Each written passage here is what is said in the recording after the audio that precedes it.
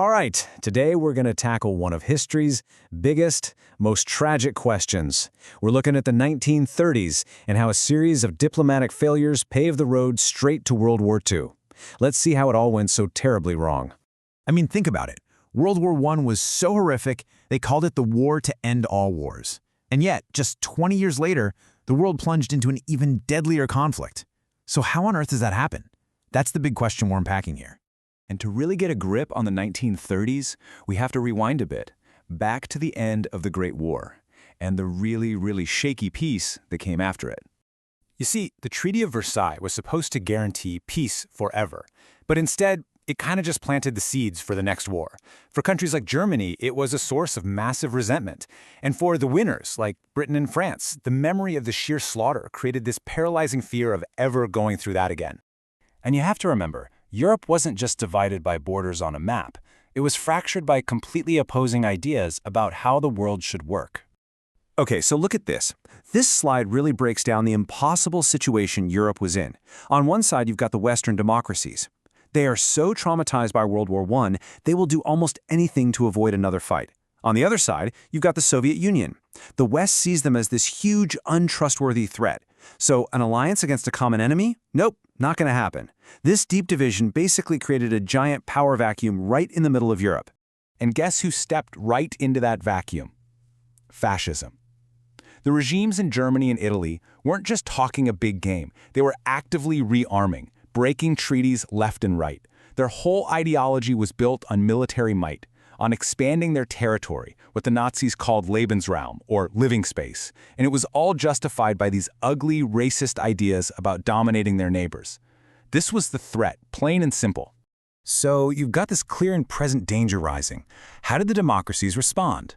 Well, they responded with a policy born directly from the trauma of the First World War. It was called appeasement.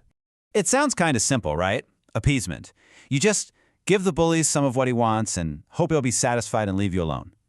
It was a strategy designed to prevent a war that everyone was terrified would be even worse than the last one. And this quote right here, it perfectly captures the mindset at the time. Leaders in Britain and France genuinely thought that some of Hitler's demands were, reasonable. They gambled that if they just met him halfway, he'd calm down and peace would be saved. It turned out to be a massive, catastrophic miscalculation. But here's the thing. Appeasement didn't just happen on its own. It was only possible because the one global organization that was supposed to prevent this kind of thing had completely fallen apart. The League of Nations. It was supposed to be the world's protector, but it was basically a toothless tiger. It had no army. Its economic sanctions were a joke. All it could do was issue strongly worded letters. And this sent a crystal clear signal to guys like Hitler and Mussolini. Go ahead, break the rules. No one is going to stop you.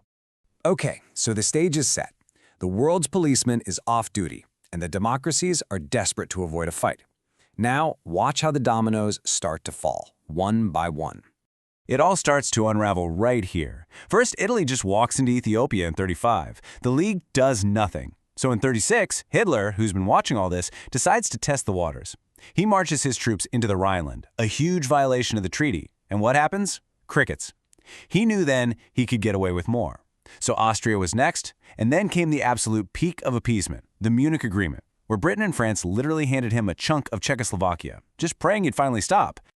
You've probably seen the old newsreels, right? The British Prime Minister Neville Chamberlain getting off the plane, waving that piece of paper and declaring, "Peace for our time."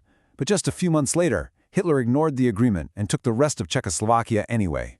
That was the moment the whole illusion just shattered. It was definitive proof you couldn't make a deal with this guy. Appeasement was a total failure.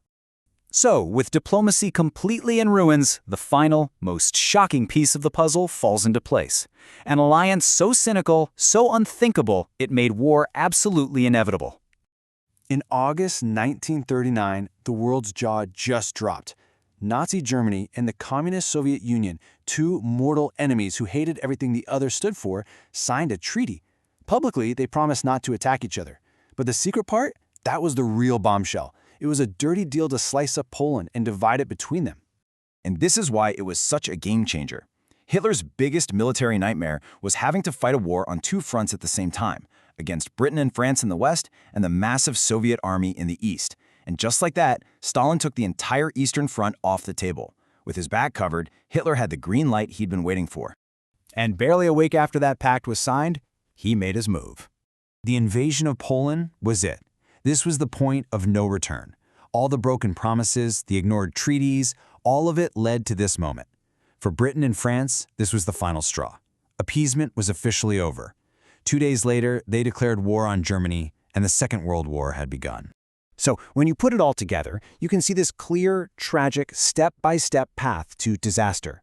First, the world was too ideologically divided to stand together. Then, a policy of appeasement born from fear let aggressors run wild. That unchecked aggression tore Europe apart, until finally, a global war was the only thing left.